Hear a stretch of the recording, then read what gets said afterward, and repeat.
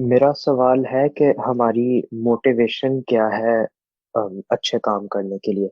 جیسے آپ نے شروع میں وہ سورہ مطففین کی آیت بتائی تھی کہ وفی ذالک فلیتنافس المتنافسون، لیکن سورہ انسان میں وہ ایک مکالمہ نقل کیا گیا ہے کہ انما نطعمکم بوجہ اللہ لا نرید منکم جزاء ولا شکورا، اور اس کے نتیجے میں اللہ ان کو جنت دیتا ہے.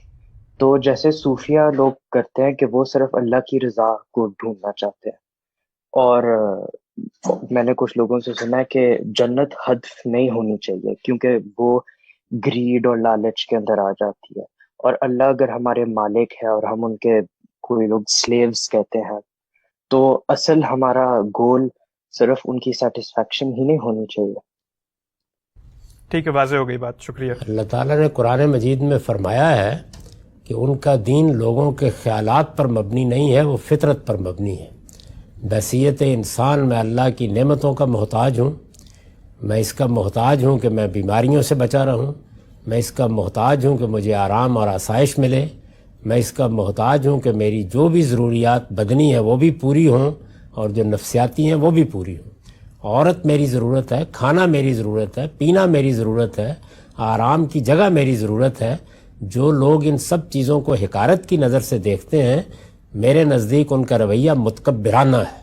خدا کے مقابلے میں عاجز بندوں کی طرح پیش آئیے. تو ہمارے پروردگار نے یہ واضح کر دیا ہے قرآن میں کہ آپ خوفاً و طمع پکارتے ہیں، یعنی اس اندیشے سے پکارتے ہیں اللہ کو اور عبادت کرتے ہیں کہ آپ کو کہیں گرفت نہ پیش آ جائے، اس لیے کہ ہم کمزور انسان ہیں.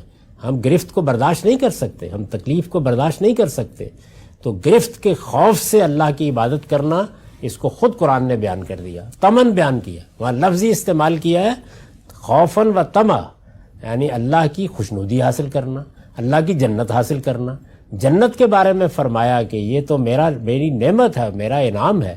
تو جنت، آرام، آسائش، جو کچھ بھی قرآن میں بیان ہوا ہے، یہ ہم بندوں کا لحاظ کر کے، ہماری کمزوریوں کا لحاظ کر کے ہمیں دینے کا فیصلہ کیا گیا ہے.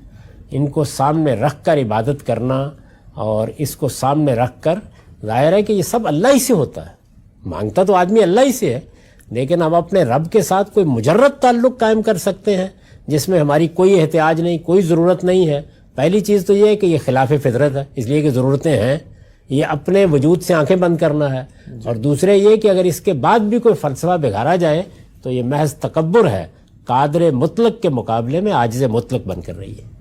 اور دوسرا یہ کہ انسان ایمان کے ڈفرینٹ درجات میں بھی ہوتے ہیں اور ڈفرینٹ ان کی انڈرسٹینڈنگ بھی ہوتی ہے، تو وہ ان کے ڈفرینٹ موٹیویشنز ہو سکتے ہیں، رائٹ؟ مطلب اس میں تو کوئی شبہ نہیں ہے کہ کسی موقع کے اوپر ایک پہلو نمایاں ہوتا ہے، کسی موقع پر دوسرا پہلو نمایاں ہوتا ہے، لیکن اللہ کی نعمتوں کو حقیر کیوں سمجھا جائے؟ یہ اصل میں اس کی خوشنودی کا اظہار ہے.